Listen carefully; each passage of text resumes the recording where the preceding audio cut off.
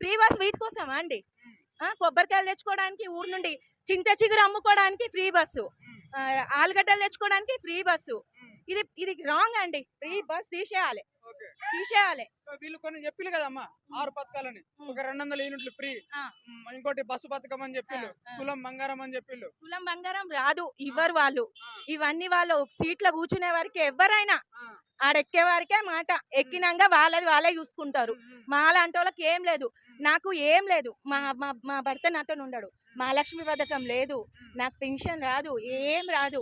ముందుగాల ఈ free bus ఇవన్నీ తీసేసి స్టూడెంట్స్ కి న్యాయం చేయమని చెప్పండి. ఫస్ట్ రియంబర్స్మెంట్ వేయాలి, ఫ్రీ కరెంట్ బిల్ తీసేయాలి, ఫ్రీ బస్ తీసేయాలి. Free bus 100% wrong.